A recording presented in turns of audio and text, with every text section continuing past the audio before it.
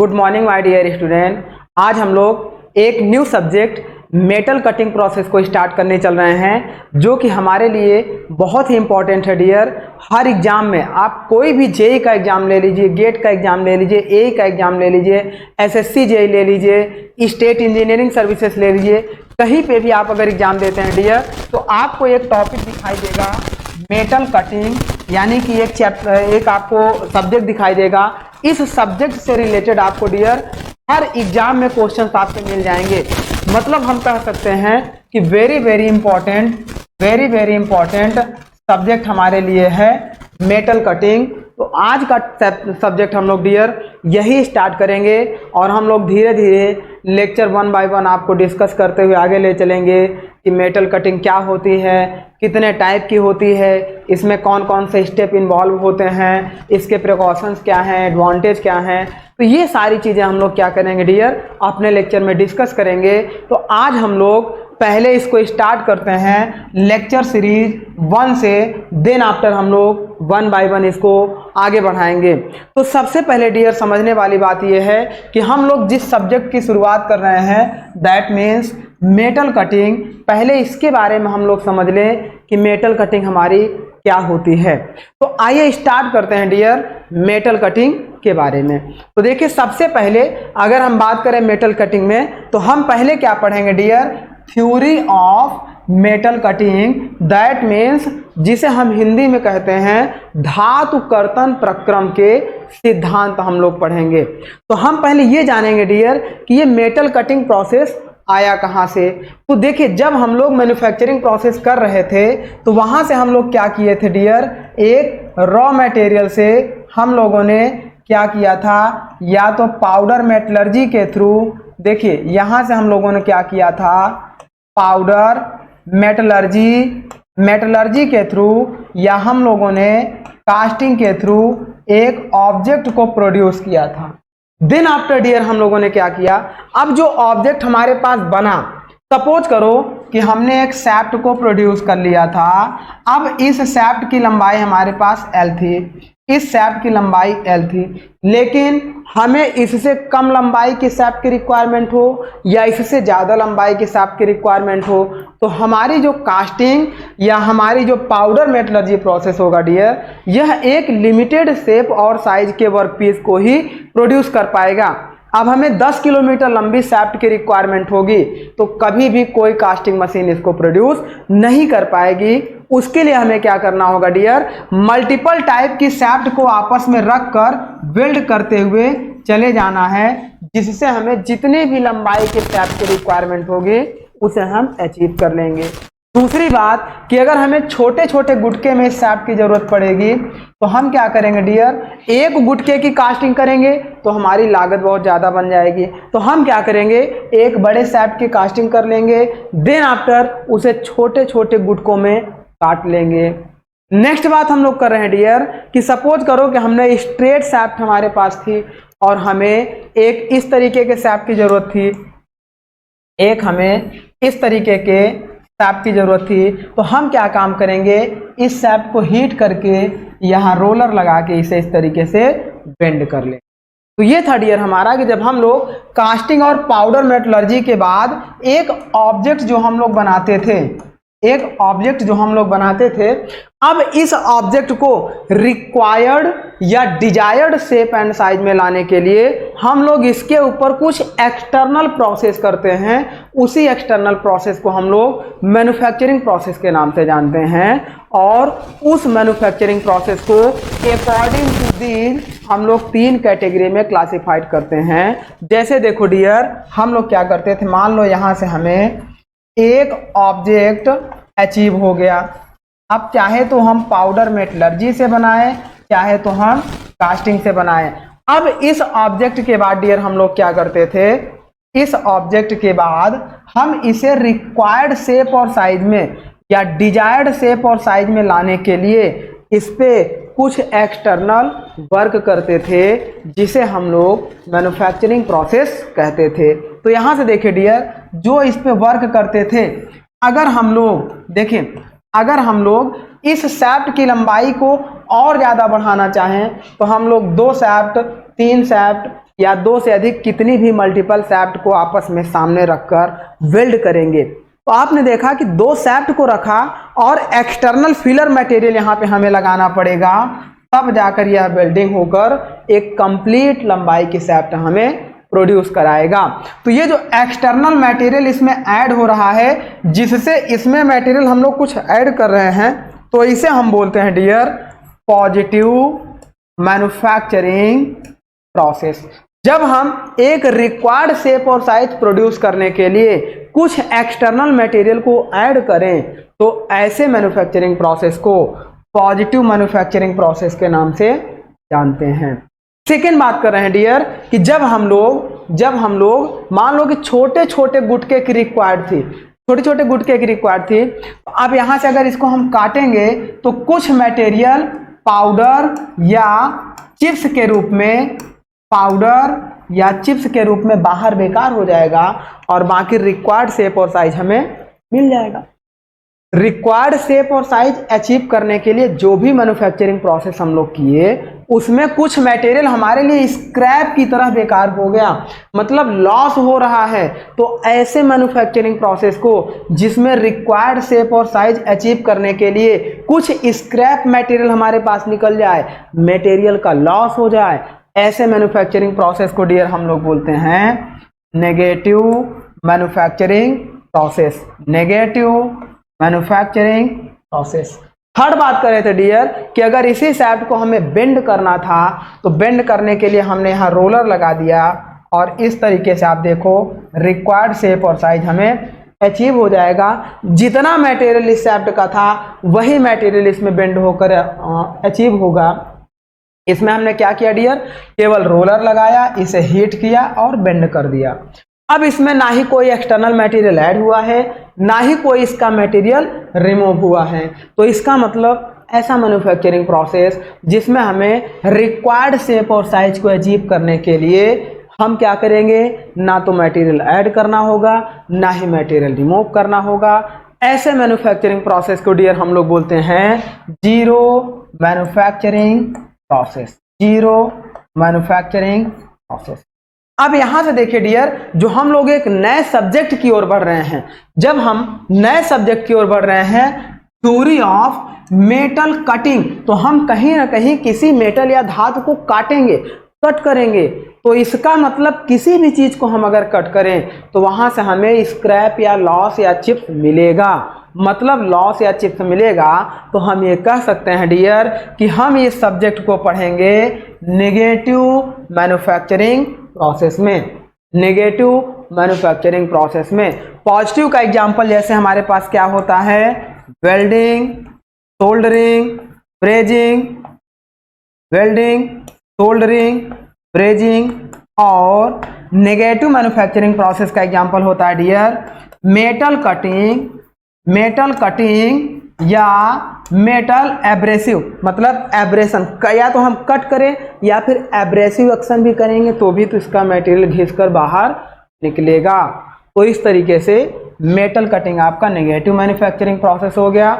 Zero manufacturing process में हम casting को भी ले लेते हैं और इस तरीके से हम लोग देखो जीरो मैन्युफैक्चरिंग प्रोसेस में रोलिंग, बेंडिंग, एक्सट्रूजन ये सारे हमारे हो जाते हैं।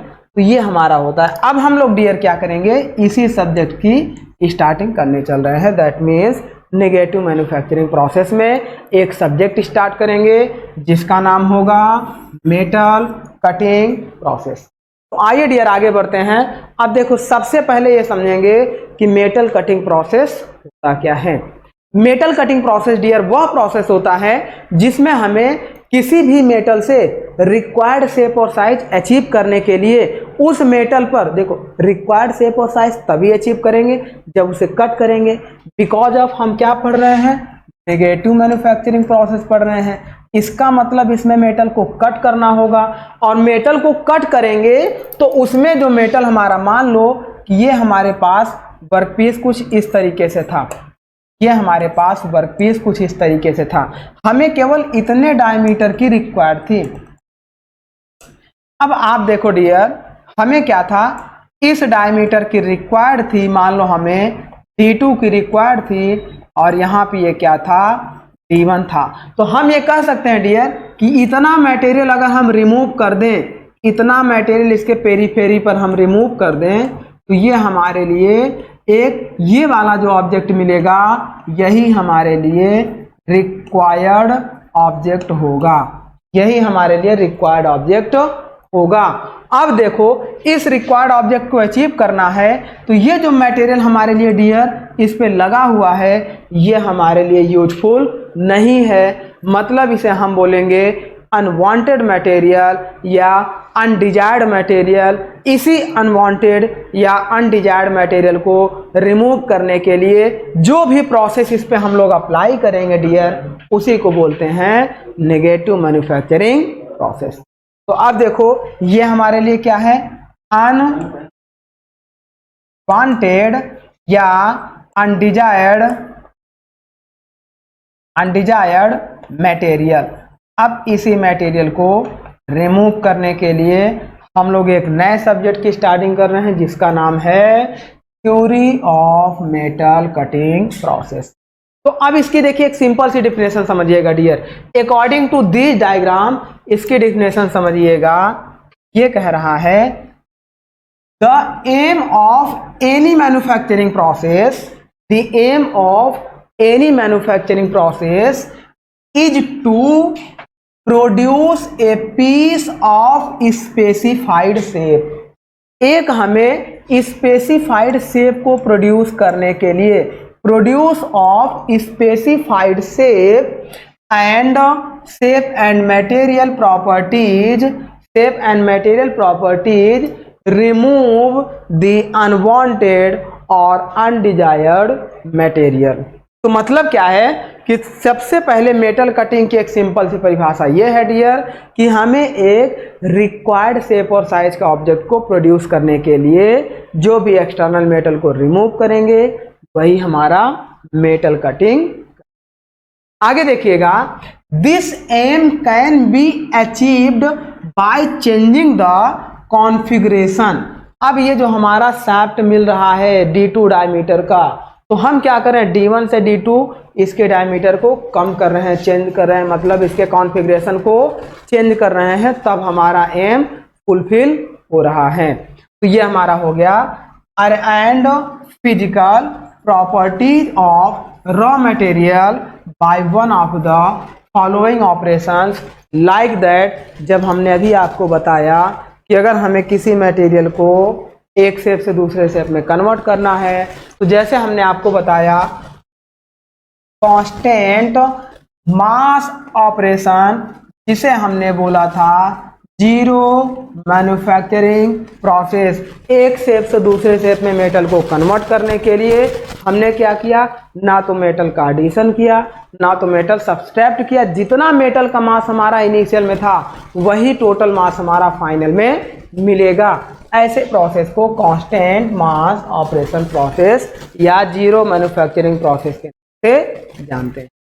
जैसे no mass is added and no mass is deleted या subtracted and also known as zero process, comma example all shaping, forming and casting process is the example of zero manufacturing process।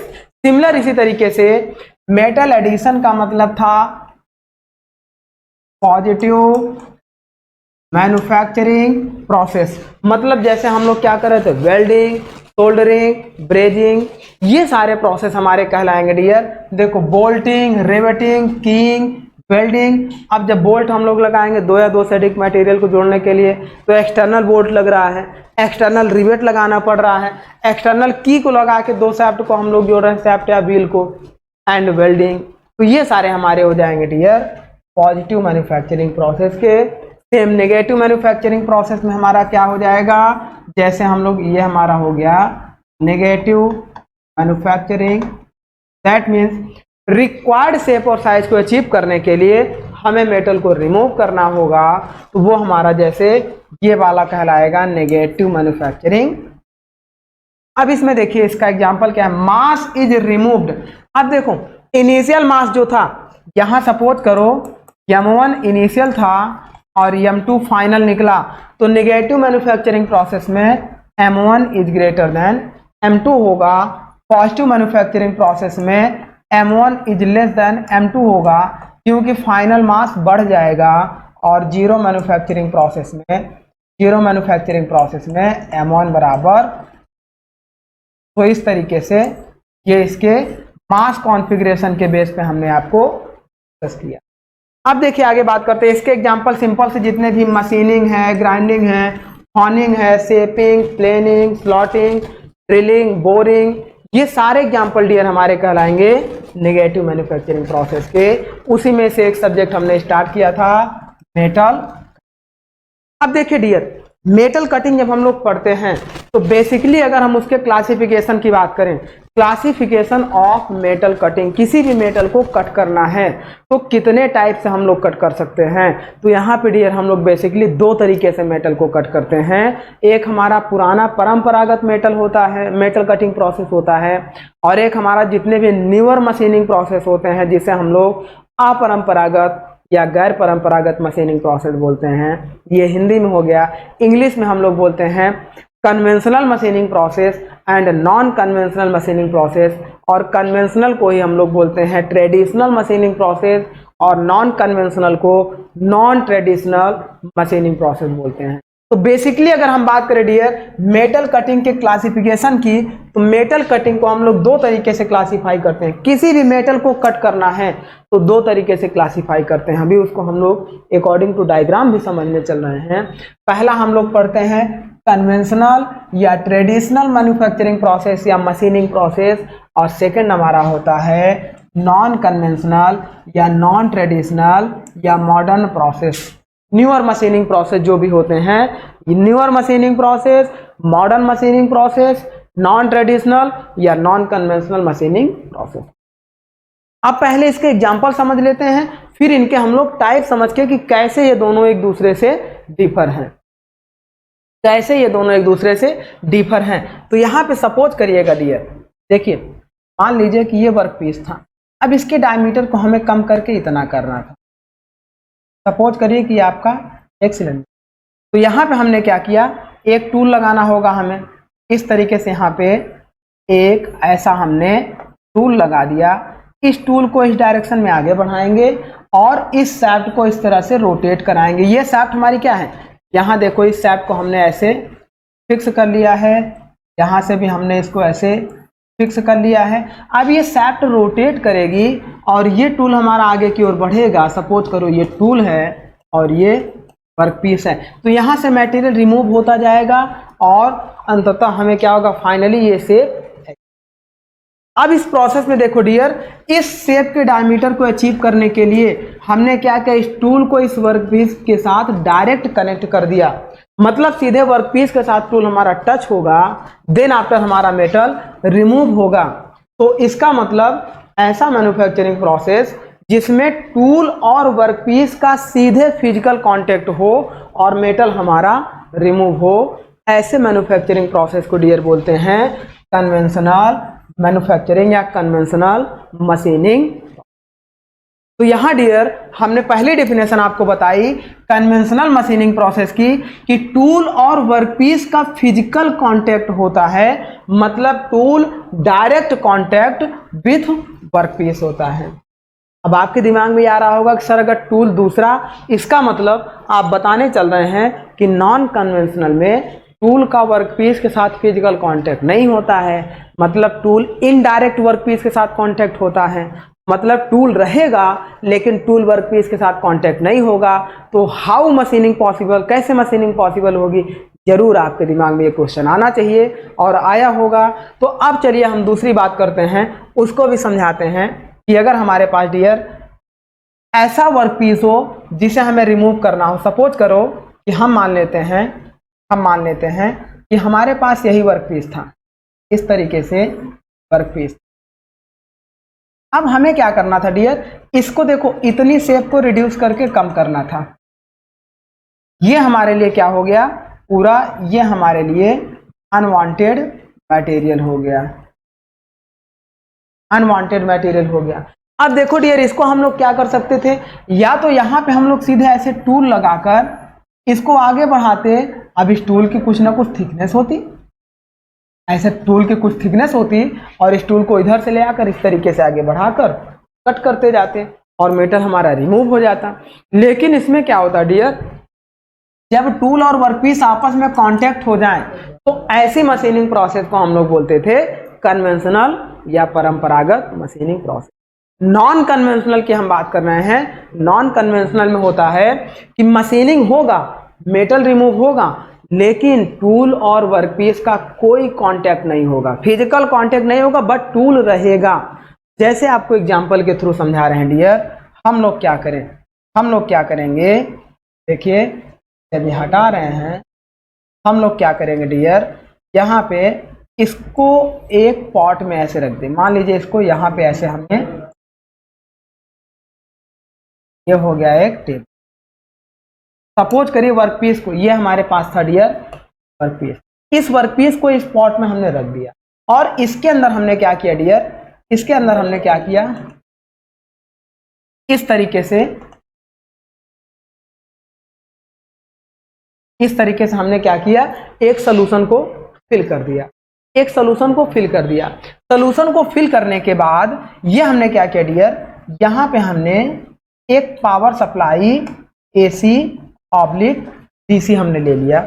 Then after हम लोग क्या करेंगे dear, देखिए अब इस workpiece को एक टर्मिनल से कनेक्ट कर दिए, मान लीजिए कि नेगेटिव से कनेक्ट कर दिए, और एक टर्मिनल से इस लिक्विड को कनेक्ट कर दिए, और इस लिक्विड को हम सिंपल सा ले रहे हैं केरोसिन ऑयल, केरोसिन ऑयल। अब यहाँ पे क्या होगा डियर, जैसे हम पावर सप्लाई ऑन करेंगे तो करंट क्या होगा, मान लीजिए ये पॉजिटिव हो जाए, ये नेगेटिव हो जाए, करंट क्या होगा डियर, नेगेटिव टर्मिनल से पॉजिटिव टर्मिनल की तरफ इलेक्ट्रॉन फ्लो करेंगे। अब यहाँ से करंट ऊपर से जाएगी तो इस लिक्विड से आगे बढ़ेगी। देखो ये जो हमने लगाया हुआ वायर, ये हमारे लिए एज ए टूल वर्क करेगा, और बीच में देखो एक हमने क्या लगा रखा है, एक बीच में हमने क्या लगा रखा है डियर, एक हमने लिक्विड लगा रखा है जिसे हम बोल रहे हैं केरोसिन ऑयल, या जिसे हम सिंपल सा बोल सकते हैं इलेक्ट्रोलाइट सॉल्यूशन। अभी ये सब की बात भी हम लोग आगे करेंगे। अब यहाँ पे क्या होगा डियर, करंट यहाँ से फ्लो करेगा इस सॉल्यूशन के माध्यम से, और जैसे वर्कपीस पे आएगा तो यहाँ पे क्या होगा, वर्कपीस में जितने भी पॉजिटिव आयंस होंगे, देखो ये इलेक्ट्रॉन है, तो ये इलेक्ट्रॉन इस वर्कपीस के पॉजिटिव आयंस के साथ क्या होंगे, इनको एक्टिव करेंगे, और धीरे धीरे ये एक्टिव होकर बाहर की तरफ निकलने शुरू हो जाएंगे।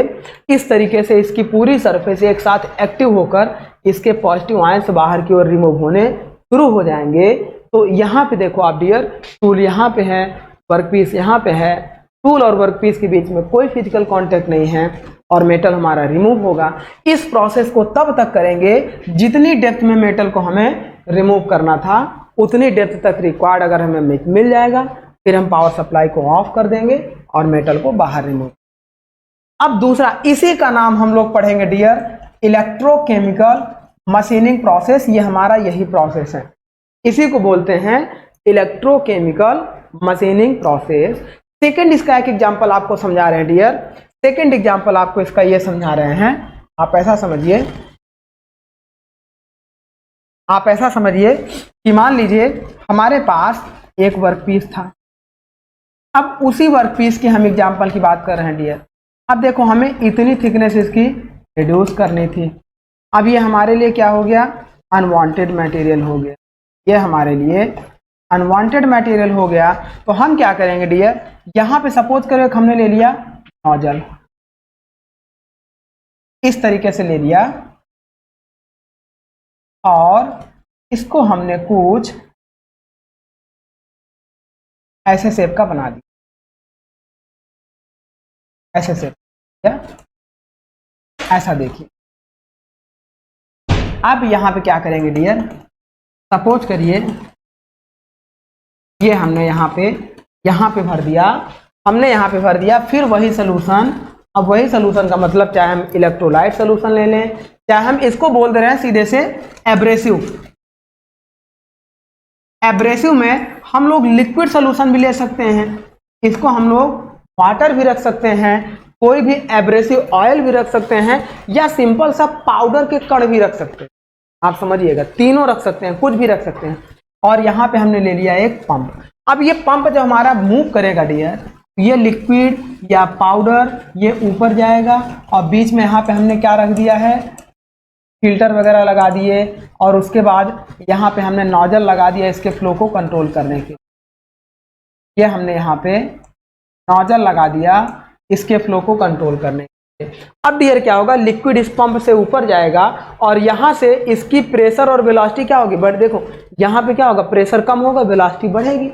अब इसकी हाई वेलोसिटी लिक्विड आएगा, इस वर्कपीस के ऊपर इम्पैक्ट करेगा, इम्पैक्ट करेगा तो इस लिक्विड की जो इम्पैक्ट करने से पहले जो एनर्जी थी वो कौन सी एनर्जी थी, काइनेटिक एनर्जी थी। अब जैसे ही ये लिक्विड इसके साथ इम्पैक्ट करेगा तो इसकी total kinetic energy dear convert हो जाएगी potential energy plus heat energy में। अब ये जो पोटेंशियल एनर्जी होगा और हीट एनर्जी होगा, इसके मॉलिक्यूल्स को क्या करेगा, एक्टिव कर देगा। ये जो आएगा, आप देखो यहाँ से हाई वेलोसिटी लिक्विड आएगा, काइनेटिक एनर्जी कन्वर्ट होगी पोटेंशियल प्लस हीट एनर्जी में, जिससे इसके मॉलिक्यूल्स क्या होंगे, एक्टिव हो जाएंगे, और एक्टिव होकर बाहर रिमूव होने शुरू हो जाएंगे। और इसको हम लोग डियर इस तरीके से, एक मिनट,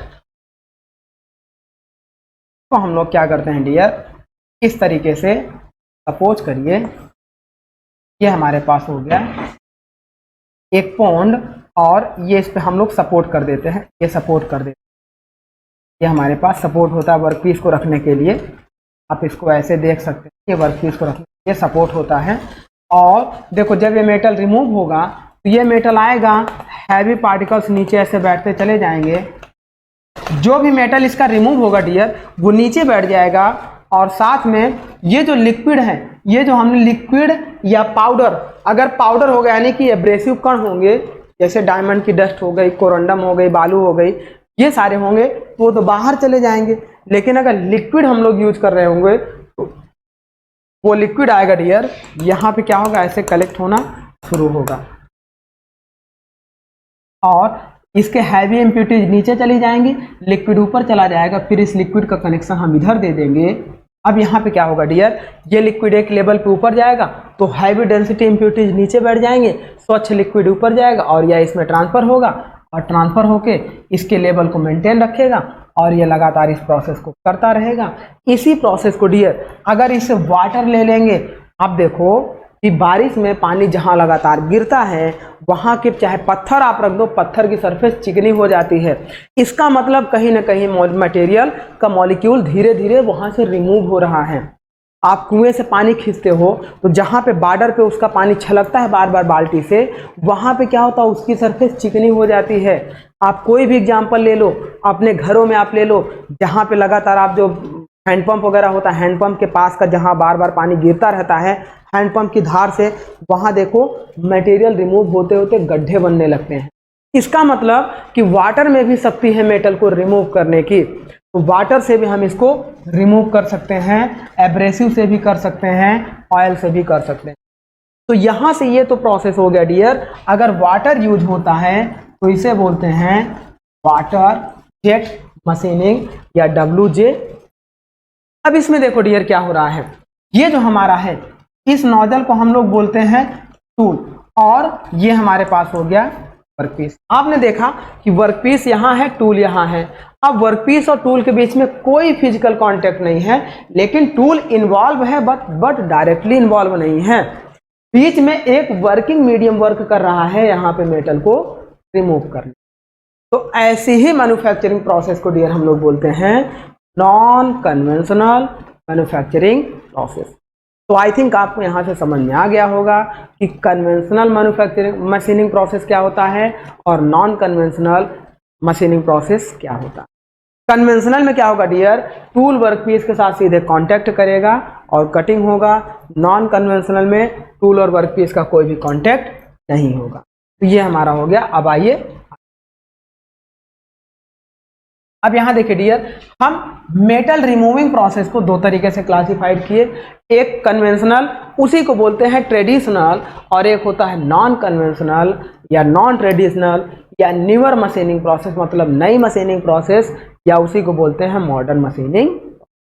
इसमें देखिए dear, it works on difference in hardness between the workpiece and cutting tool. जब हमारा टूल इस वर्कपीस के साथ डायरेक्ट कांटेक्ट होगा, अगर ये बहुत ज्यादा हार्ड हो जाए, हार्ड एंड मोर हार्ड हो जाए, तो इसकी कैपेबिलिटी नहीं है कि इसको कट कर पाए। तो यह डिपेंड करेगा इस मटेरियल के हार्डनेस पर। दूसरी बात, आप यहाँ गीली मिट्टी रख दो, जैसे मान लो कि आपने आटा रख दिया, आटे को गूंद कर आपने रख दिया, तो आप इसे काटोगे तो ये कटेगा नहीं, वो क्या होगा, खिंचता चला जाएगा। मतलब ये अगर बहुत ज्यादा डक्टाइल हो जाए मटेरियल या बहुत ज्यादा हार्ड हो जाए, तो यह मटेरियल इस प्रोसेस से रिमूव नहीं हो पाएगा। तो यह डिपेंड करता है इस मटेरियल के हार्डनेस और डक्टिलिटी पर। सेम उसी तरीके से नॉन कन्वेंशनल भी डिपेंड करता है उसकी हार्डनेस और डक्टिलिटी पे। लेकिन अभी आगे हम बताएंगे कि नॉन कन्वेंशनल में जैसे आपने देखा कि हम यहाँ से इस लिक्विड को क्या कर रहे हैं, इस पे ऐसे कर रहे हैं, अगर यह डक्टाइल होगा तो यह इसे आगे बढ़ने नहीं देगा, यह तनना शुरू करेगा। इसीलिए non conventional machining process maximum brittle and hard material पर मेटल को रिमूव करने के लिए अप्लाई किए जाते हैं, और conventional machining process maximum ductile metal को रिमूव करने के लिए यूज किए जाते हैं। लेकिन ब्रिटल और हार्ड भी, एक एवरेज ब्रिटल और हार्ड मटेरियल को भी हम परंपरागत या कन्वेंशनल मशीनिंग से रिमूव कर। अब देखिए डियर, अब जब कन्वेंशनल मशीनिंग प्रोसेस की बात कर रहे हैं, कन्वेंशनल का मतलब टूल और वर्कपीस डायरेक्ट आपस में कांटेक्ट हो, तो इस तरह से मेटल रिमूव हो। अब इसको भी हम लोग दो कैटेगरी में क्लासिफाइड करते हैं। फर्स्ट हम लोग करेंगे कटिंग या मशीनिंग प्रोसेस, और सेकंड हम लोग पढ़ेंगे एब्रेसिव। इसका मतलब ये होगा डियर, कटिंग या मशीनिंग प्रोसेस की अगर हम बात करेंगे, कटिंग या मशीनिंग प्रोसेस की बात करेंगे, तो इसका मतलब डियर हमारा ये होगा कि देखो ये जो टूल है इसको कट करके बाहर रिमूव कर रहा है। और एब्रेसिव का मतलब क्या हो जाएगा, यहीं पर एक हम लगा दे ग्राइंडर व्हील, अब इसमें एब्रेसिव पार्टिकल्स रख दें। अब देखो जब ये व्हील मूव करेगा और इसके साथ टच होगा, तो यहाँ मटेरियल को क्या होगा, इस तरह आप घर्षण से, मतलब फ्रैक्शन से, आप घर्षण से, एब्रेसिव से मेटल को रिमूव करेगा। भले ही थोड़ा थोड़ा रिमूव हो, बट मेटल रिमूव होगा, और यह इसके साथ डायरेक्ट कांटेक्ट करेगा और इस मेटल को रिमूव करेगा। तो इस तरीके से इसे हम लोग एब्रेसिव एक्शन और कटिंग या मशीनिंग एक्शन प्रोसेस के नाम से क्लासिफाइड करेंगे कन्वेंशन। अब कटिंग में क्या हमारा हो जाएगा, जितने भी turning, milling, drilling, boring, shaping, planning, slotting, ये सारे ऑपरेशन जो हमने अभी बताए आपको, ये सब ऑपरेशन क्या होंगे डियर, जिसमें भी मेटल कट होगा और मेटल कट होने पर चिप्स निकलेंगी। यहाँ पर हमें क्या निकलेंगे डियर, यहाँ पर मेटल कट होने के बाद जो स्क्रैप मटेरियल निकलेगा, स्क्रैप मटेरियल निकलेगा वो हमारा होगा चिप के फॉर्म में। और यहाँ पे जो स्क्रैप मटेरियल निकलेगा वो किस में निकलेगा, powder and burn particle, burn particle के फॉर्म में निकलेगा। जब ये व्हील चलेगा तो यहाँ से पाउडर और बर्न पार्टिकल्स, ये हो गया हमारा इन दोनों का क्लासिफिकेशन। और नॉन कन्वेंशनल में हमने आपको बताया वो हमारा इस तरीके से होगा, ये भी डिपेंड करेगा मटेरियल की हार्डनेस पर, लेकिन टूल और वर्कपीस का कोई कांटेक्ट नहीं होगा। इसके एग्जांपल क्या होंगे dear, EDM, LBM, EBM, ECM, WJM, AJM, USM, है ना। इसका मतलब क्या है, यूजेएम, यूजेएम, इसका मतलब डियर क्या है, ईडीएम का मतलब इलेक्ट्रो डिस्चार्ज मशीनिंग, एलबीएम का मतलब लेजर बीम मशीनिंग। इसका पूरा नाम देख लीजिएगा क्योंकि आगे हम लोग पढ़ेंगे। ईबीएम, एलबीएम, यूजेएम, यूएसएम, डब्ल्यूजेएम, है ना, ये इसके हमारे क्या होंगे, ईडीएम, ईसीएम, ये सब इसके नाम, कभी कभी तो नाम पूरा फुल फॉर्म भी आपसे पूछ लिया जाता है डियर। कुछ एग्जाम ऐसे हैं कि इनका सीधे फुल फॉर्म ही पूछ लिया जाता है, जैसे दिल्ली मेट्रो कॉरपोरेशन वगैरह में इसके फुल फॉर्म से भी क्वेश्चन आ जाते हैं। तो ये हमारा क्या होता है डियर, इलेक्ट्रॉन बीम मशीनिंग।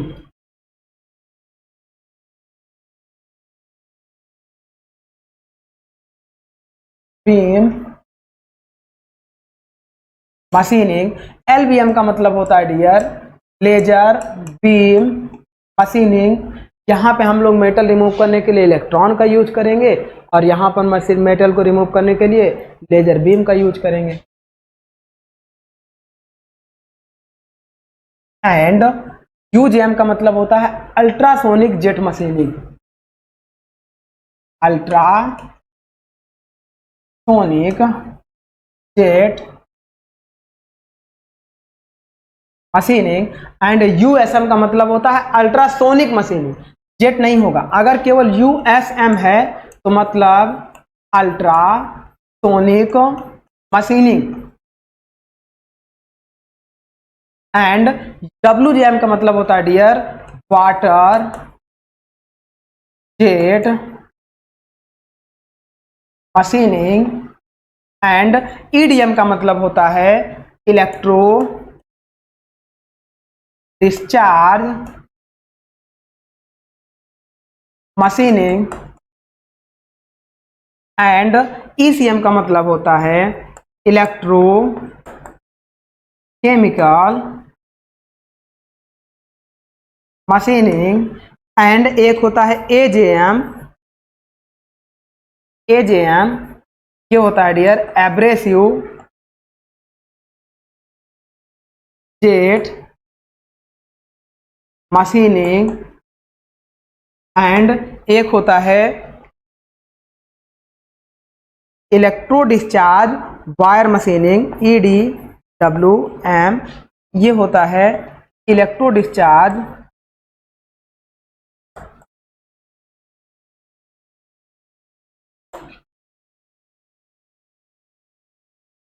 जिसे हम लोग वायर ईडीएम के नाम से भी जानते हैं, वायर मशीनिंग।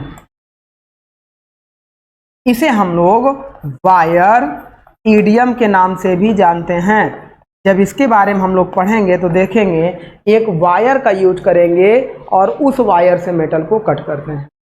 ये हमारे होते हैं डियर इन सब के पूरे full form, EDM, LBM, EBM, ECM, WJM, AJM, USM. तो ये सारे इसके हमारे क्या होते हैं, सभी नॉन कन्वेंशनल मशीनिंग प्रोसेस होते हैं, जिसमें से हमने दो का एग्जांपल आपको लेके बताया। एक हमने आपको लेके बताया कौन सा, एक हमने आपको लेके बताया इलेक्ट्रोकेमिकल मशीनिंग का, और एक हमने आपको लेके बताया एब्रेसिव जेट मशीनिंग। आप अगर यहाँ पे केवल एब्रेसिव पार्टिकल जाएगा और एब्रेसिव पार्टिकल इस पर गिरेगा तो वो एब्रेसिव पार्टिकल अपने एब्रेसिव एक्शन के थ्रू यहाँ से मेटल को रिमूव करेगा, तो उसे हम लोग कहेंगे एब्रेसिव जेट मशीनिंग। और यहाँ से अगर वाटर जाएगा तो उसे हम लोग बोलेंगे वाटर जेट। अब देखते हैं डियर, ये तो हमारा सिंपल सा क्या हो गया, क्लासिफिकेशन हो गया कन्वेंशनल बिटवीन नॉन कन्वेंशनल। अब जब भी हम कन्वेंशनल में डियर एब्रेसिव करेंगे तो यहाँ पे एब्रेसिव के लिए हमें ग्राइंडर व्हील की रिक्वायरमेंट।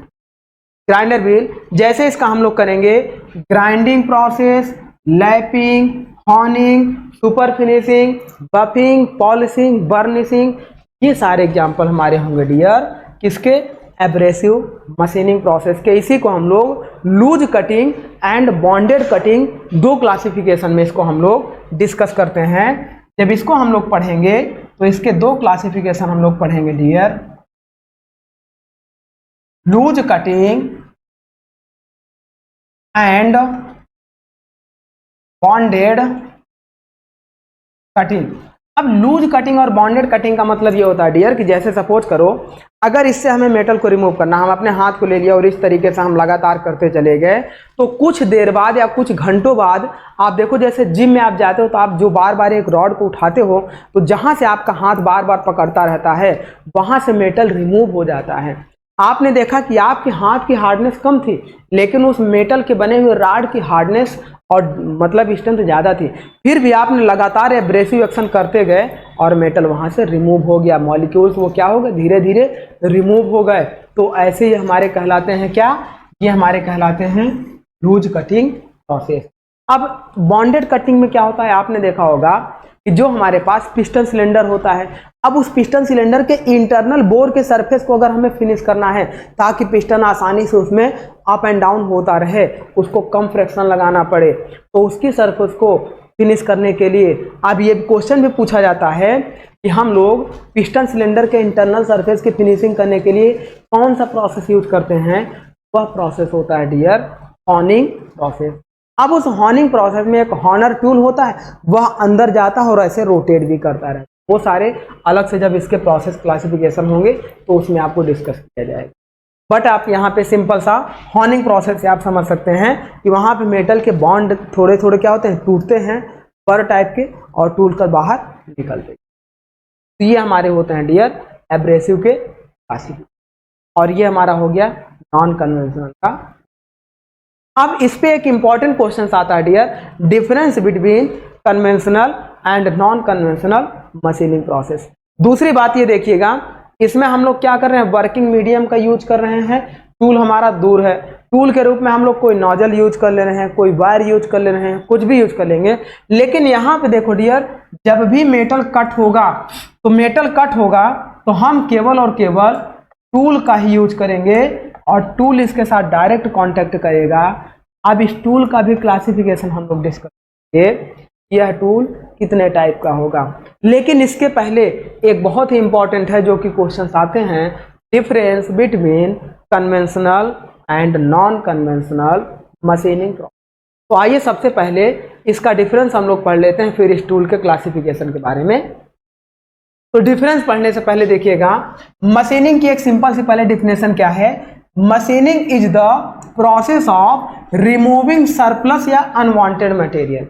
मशीनिंग हमारा क्या है कि हम जो अनवांटेड मटेरियल को रिमूव कर रहे हैं वही एक प्रोसेस है। तो machining is the process of removing surplus या unwanted material from the workpiece in the form of chips और पाउडर और स्लरी।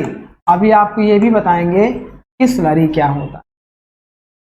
उस अनवांटेड मटेरियल को चिप, पाउडर या स्लरी के फॉर्म में रिमूव करने के प्रोसेस को ही machining process. Then if the workpiece material is a metal then the process will be known as metal cutting या मशीनिंग प्रोसेस। अब देखो, लकड़ी पर भी हम लोग क्या करते हैं, अनवांटेड मटेरियल को काट काट कर अपने डिजायर्ड शेप में लाते हैं, कुछ उसमें होल बनाते हैं, कुछ पास बनाते हैं, कुछ स्लॉट काटते हैं, उसकी फिनिशिंग करते हैं। तो सब शेप और साइज में हम लोग रिक्वायर्ड शेप और साइज में लाने के लिए डिफरेंट प्रोसेस करते हैं। तो क्या उसे हम लोग मशीनिंग कह सकते हैं? क्या उसे हम लोग मेटल कटिंग कह सकते हैं? नहीं कह सकते हैं डियर। वो हमारा कारपेंट्री शॉप का एक पार्ट होता है। तो ये हमारा हो गया डियर मेटल कटिंग प्रोसेस। तब कहलाएगा जब किसी मेटल से हम मटेरियल को रिमूव करें। देन आफ्टर, अब देखो हम मेटल कटिंग करते हैं तो उसका एम हमारा क्या हो? एम हमारा डियर ये होता है कि हमें उस मटेरियल से क्या करना है, to get higher surface finish. जो भी वर्कपीस से हम मेटल को रिमूव कर रहे हैं, अब कास्टिंग के बाद मान लो इसकी सरफेस फिनिश बेटर ना हो, तो हमें एक्यूरेट या हायर सरफेस फिनिश अचीव करने के लिए मेटल को रिमूव करना होगा, वही हमारा मेटल कटिंग प्रोसेस कहलाएगा। तो पहला हम क्या करते हैं machining process, to get higher surface finish, यानी कि उच्च सरफेस फिनिश को अचीव करने के लिए हम सेकेंड बात कर रहे हैं, to get close tolerance. Close tolerance का मतलब यह डियर कि इसकी हाइट, इसकी विड्थ और इसकी एज, मतलब गुड डायमेंशनल एक्यूरेसी में लाने के लिए जितना रिक्वायर्ड है लगभग अप्रॉक्स उसके पास इसे लाने के लिए हम लोग इस पर मशीनिंग प्रोसेस करते हैं, हम लोग मेटल से। ये हमारा हो गया डियर। अब उसके बाद देखिएगा एक मोस्ट इंपॉर्टेंट पॉइंट हमारा है difference between conventional and non conventional machining. तो यहां हम क्या करेंगे डियर, अपने एग्जाम्पल से समझेंगे। कन्वेंशनल में क्या हमारा होता था, देखो इस शाफ्ट के डायमीटर को कम करना था, तो यहाँ पे हमारा क्या था, ये टूल डायरेक्ट इस पे कांटेक्ट करेगा और मेटल को रिमूव करेगा। तो पहला डिफरेंस यही होता है dear, tool direct contact with the work piece. और नॉन कन्वेंशनल में क्या होता है dear, tool indirect contact with work piece. तो कन्वेंशनल में क्या होगा, टूल सीधे कांटेक्ट होगा और नॉन कन्वेंशनल में टूल इनडायरेक्ट। सेकेंड की बात कर रहे हैं डियर, देखो material removal in form of chips. जब भी टूल डायरेक्ट कांटेक्ट होगा, आप ऐसा देखो, मान लो ये टूल हो गया, अब ये मेटल इस तरीके से बाहर जाएगा और इसे हम लोग बोलेंगे चिप। ये हमारे लिए अनवांटेड मेटल है। अब इस तरीके से बाहर जा रहा है, ये कहलाएगा टिप। ये हमारा था टूल और ये हमारा था।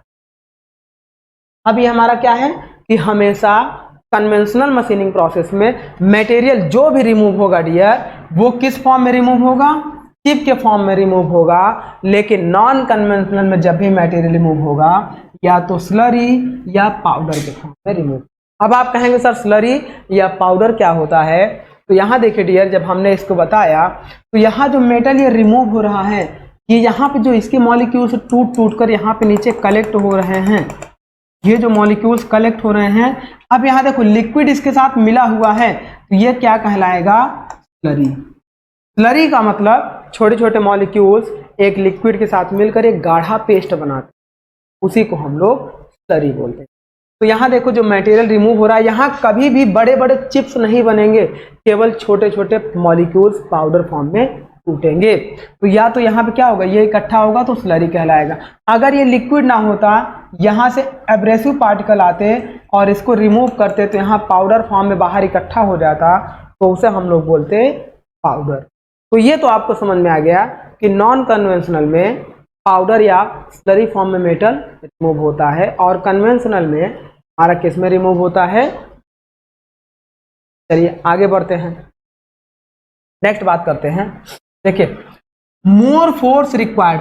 अब यहाँ पे देखो डियर, इस मेटल को रिमूव करना था, तो यहाँ पे फोर्स की रिक्वायर्ड होगी, और ये फोर्स जितना हार्ड मटेरियल होगा उतनी ज़्यादा फोर्स की रिक्वायर्ड होगी। और ये डेप्थ देखो, अगर यहाँ तक हम टूल लगा देते और अंदर तक टूल ऐसे कर देते तो और ज़्यादा फोर्स लगाना पड़ता। मतलब इस डेप्थ को जितना बढ़ाते एक बार में कट करने के लिए, उतनी फोर्स की वैल्यू बढ़ानी पड़ती। तो हम यहाँ से कह सकते हैं कन्वेंशनल में जब भी मेटल को रिमूव करना होगा तो फोर्स रिक्वायर्ड होगा, वो भी किस टाइप का, हाई फोर्स रिक्वायर्ड। लेकिन नॉन कन्वेंशनल में क्या होगा डियर, कोई भी फोर्स रिक्वायर्ड नहीं होता है, because of tool and work piece का कोई कांटेक्ट नहीं होता है। जैसे एक सिंपल सा यहाँ पे एक और डायग्राम से आपको समझा दे। मान लीजिए कि ये वर्क पीस, ये आप देखिए ये वर्कपीस था। अब क्या है डियर, इस वर्कपीस में आप देखिए इसके इंटरनल स्लॉट पे अगर हमें मशीनिंग करना है, इंटरनल स्लॉट पे इसके मशीनिंग करना है, तो टूल क्या होगा, टूल यहां तक जाएगा, टूल कभी इधर मुड़ नहीं पाएगा। तो उस केस में हम क्या करेंगे डियर, उस केस में हम क्या करेंगे, इसको देखिए एक तो पहले इस टेबल पे रखेंगे, बेस पे जरूर रखते हैं, क्योंकि बेस पे नहीं रखेंगे तो ये वर्कपीस क्या होगा, नहीं अच्छे से इसकी होल्डिंग नहीं हो पाएगी। बेस पे रखने के बाद डियर जो इसका स्लॉट होता है, उस स्लॉट से थोड़े से छोटे स्मॉल साइज का और सेम उसी के स्लॉट के साइज का हम लोग क्या करते हैं, टूल बनाते हैं। जैसे हम लोग क्या करेंगे, इस तरीके से एक हमने टूल बना दिया, और ये टूल हमारा कुछ इस तरीके से हो गया, और ये टूल हमारा इस तरीके से हो गया। अब हम क्या करेंगे डियर, इस टूल को आगे ले जाएंगे। आप 3D में देखेंगे तो पूरा ये यहाँ से ऐसे कनेक्टेड रहेगा, और देन यहाँ पे हमने ले लिया पावर सोर्स।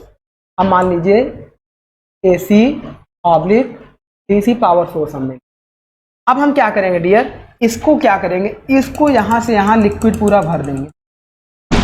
अब आपने देखा लिक्विड भरने के बाद ये जो टूल और वर्कपीस के बीच गैप होगा, यहाँ भी लिक्विड क्या होंगे, भर जाएंगे। टूल और वर्कपीस का कोई फिजिकल कांटेक्ट नहीं होगा, कोई फिजिकल कांटेक्ट नहीं होगा, लेकिन इसके बीच में वो लिक्विड भर जाएंगे और हम क्या करेंगे डियर, देखो ये पूरा हमारे पास ये लिक्विड, ये पूरा हमारे पास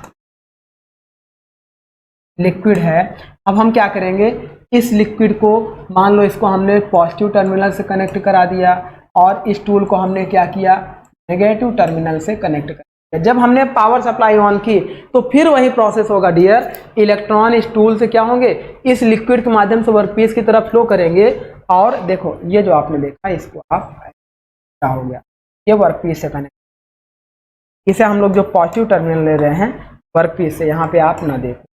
अब यहाँ क्या होगा, नेगेटिव टर्मिनल से आएंगे, लिक्विड में फ्लो करेंगे, फिर ऐसे वर्कपीस में टच करेंगे और वर्कपीस से टच करके सीधे एक सर्किट बनाते चलेंगे। और टूल और देखो लिक्विड, यहाँ देखो टूल और वर्कपीस के बीच में, ये वर्कपीस हमारा हो गया, वर्कपीस और टूल के बीच में, वर्कपीस और टूल के बीच में कुछ गैप था, तो लिक्विड से इलेक्ट्रॉन फ्लो करेंगे तो वहाँ एनर्जी जनरेट होगी ड्यू टू रेजिस्टेंस, जिस वजह से हीट जनरेट होगी। उस हीट की वजह से इसके मॉलिक्यूल्स एक्टिव होंगे और मेल्ट होने शुरू करेंगे। एक्टिव होकर क्या होंगे, हीट होंगे और ये मेल्ट होने शुरू होंगे। और इस प्रोसेस को तब तक करना होगा, हमें जितना मेटल यहाँ से रिमूव करना है, एक बार में पूरे स्लॉट का मेटल रिमूव होगा और इसे जितना मेटल रिमूव करना है उतनी देर तक करेंगे। और नीचे ले जाना है तो इसको नीचे ले जाएंगे, आगे ले जाना है तो आगे ले जाएंगे। तो इस तरीके से अपने रिक्वायर्ड शेप और साइज तक अचीव करने के लिए हम इस प्रोसेस को करते हैं। तो यहाँ से क्या होता है डियर, इसी प्रोसेस को देखो, इस लिक्विड को बोलते हैं ये बोलते हैं dielectric fluid, dielectric fluid, या सिंपल सा जो हमारा होता है NaCl, या हम लोग ट्रांसफार्मर ऑयल ले लेते हैं, बैटरी ऑयल ले लेते हैं, कुछ भी ले लेंगे, जो भी ले लेंगे, अभी आप क्यों ले समझो। ये ऑयल हो गया, ये वर्कपीस हो गया। इस प्रोसेस को कंप्लीट करने के बाद इसको बोलते हैं इलेक्ट्रो डिस्चार्ज मशीनिंग। इसको समझाने का मेन एम ये था डियर कि देखो इस वर्कपीस में कुछ ऐसी शेप बनी थी जो नॉर्मल मतलब कन्वेंशनल मशीनिंग वाला टूल आएगा केवल इसकी वाल को तो फिनिश कर सकता है, लेकिन जैसे इस वाल की बात होगी, इस सरफेस की बात होगी, तो टूल आकर कभी मुड़ेगा नहीं डियर, वहां पे हमारा नहीं मशीनिंग हो पाएगी। उस केस में नॉन कन्वेंशनल मशीनिंग ही पॉसिबल थी। दूसरी बात कर रहे हैं, मान लो एक हमने राड बना दी, इस तरीके से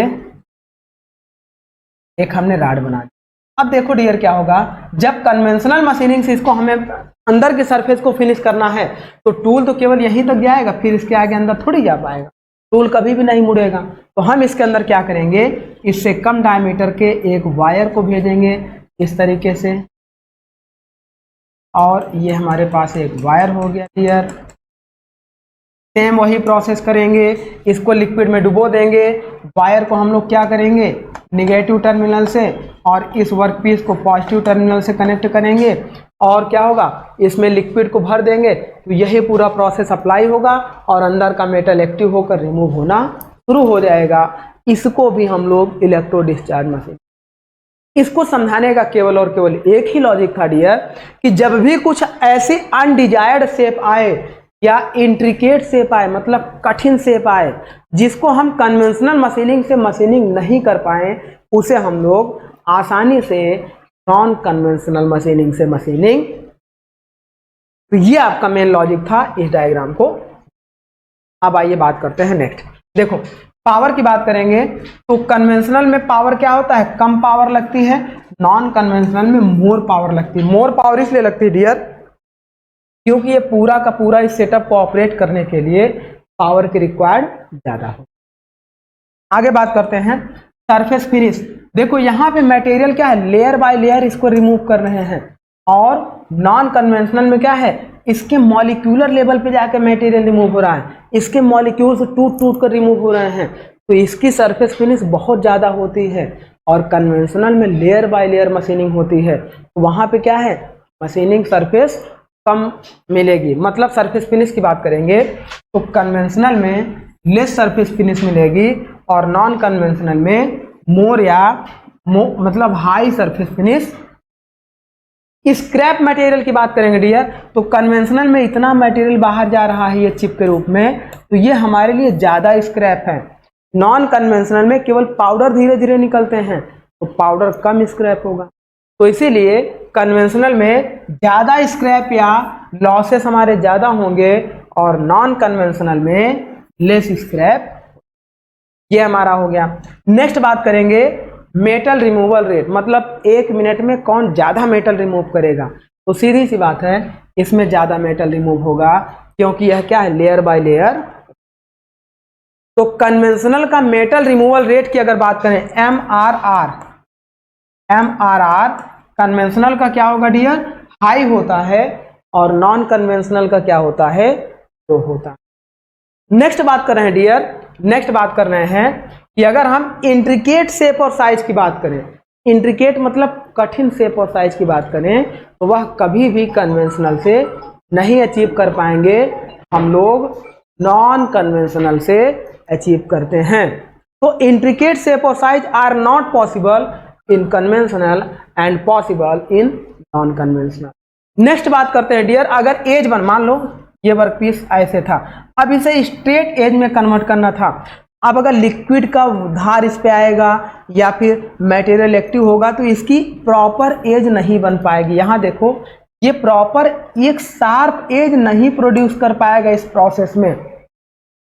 जब भी हमें शार्प एज बनाना है डियर, वह केवल और केवल कन्वेंशनल मशीनिंग प्रोसेस से ही पॉसिबल होगा, मतलब जब टूल और वर्कपीस का डायरेक्ट कांटेक्ट होगा तभी वह पॉसिबल होगा। तो मतलब हम कह सकते हैं शार्प एज के लिए, शार्प एज हमारा इसमें पॉसिबल होगा और इसमें क्या होगा, नॉट पॉसिबल।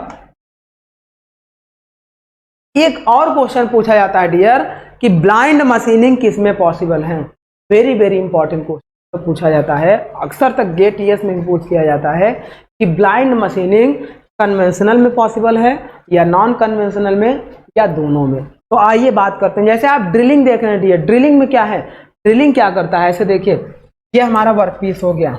अब ये ड्रिल बिट आया, गैस पे क्या है, गैस पे एंगल बने होते हैं। ड्रिल को क्या है, अंदर जाना है, लेकिन ड्रिल को पता नहीं है कि अंदर कहाँ तक जाना है और अंदर उसको गाइड करने के लिए कुछ भी नहीं बना है, उसे बोलते हैं ब्लाइंड मशीनिंग।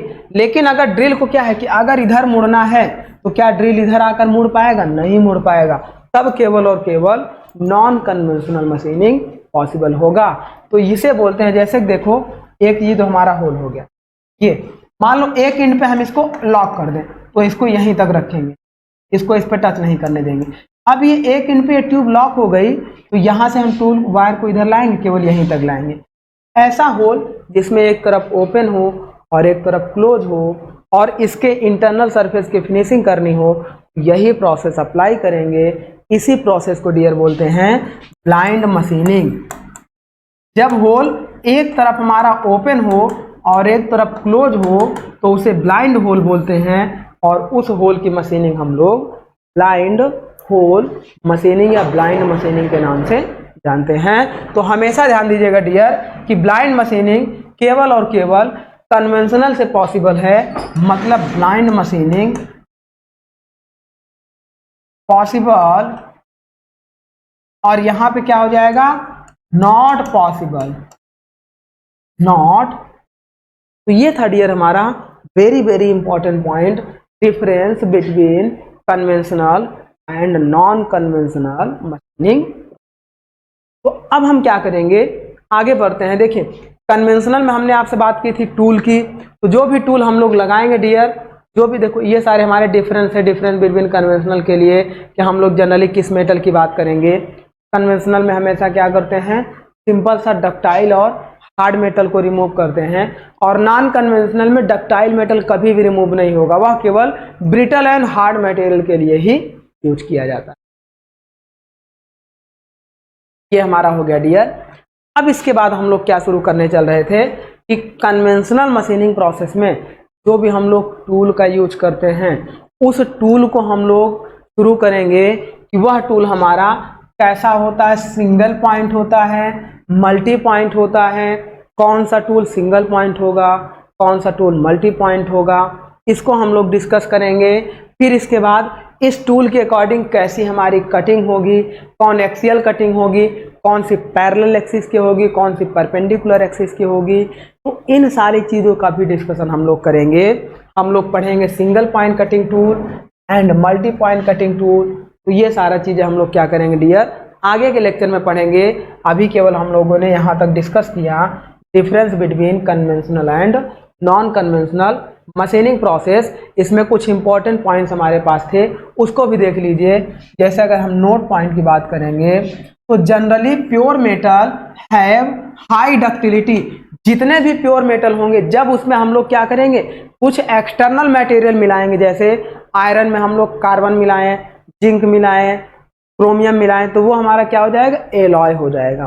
तो प्योर मेटल अलग होता है, एलॉय अलग होता है। एलॉय प्योर मेटल से ही बनाया जाता है कुछ इम्प्योरिटीज को मिलाकर। तो प्योर मेटल हमेशा सॉफ्ट और डक्टाइल होता है, उस पर कभी भी नॉन कन्वेंशनल मशीनिंग नहीं पॉसिबल। देखिए hence the continuous chips are produce. अभी हम लोग इसकी भी बात करेंगे कि कॉन्टिन्यूअस चिप्स क्या होती हैं। And pure metal pose machinability problem in turning operation, increase length of contact due to production of continuous chip. Pure metal क्या होता है डियर, जितना मेटल डक्टाइल होगा उतना ही उससे मेटल को रिमूव करना कठिन होगा। अब मान लो गीली मिट्टी है, गीली मिट्टी से आप मेटल चक्कू लेकर आप काटना शुरू करो, नहीं रिमूव होगा, वो तनने लगेगी। उसी तरीके से आप गीले आटे की बात करो, तो ये सारे एक प्योर मेटल की तरह भी हेल्प करेंगे। तो जितना ज़्यादा डक्टाइल मेटल होगा उतनी ही प्रॉब्लम होगी मेटल को रिमूव करने। तो ये था हमारा डियर आज का लेक्चर। नेक्स्ट लेक्चर में हम लोग क्या करेंगे डियर, टूल के बारे में डिस्कस करेंगे और साथ ही हम मशीनिंग करेंगे। तो कौन कौन से रिक्वायर्ड एलिमेंट हमारे लिए होंगे, जैसे मशीनिंग के लिए man power, machine, cutting condition, ये सारी चीज़ें हम लोग क्या करेंगे डियर नेक्स्ट लेक्चर में डिस्कस करेंगे। तो आई होप डियर ये हमारा इंट्रोडक्शन का लेक्चर आपको अच्छे से समझ में आया होगा। इस लेक्चर से रिलेटेड हर एग्जाम में कम से कम एक क्वेश्चन आपका मिल जाता है। तो ये वेरी वेरी इंपॉर्टेंट लेक्चर था डियर आपके लिए। चलिए हम इस लेक्चर को आज कंप्लीट करते हैं, फिर नेक्स्ट लेक्चर में हम लोग टूल से स्टार्ट करेंगे। Thank you my dear.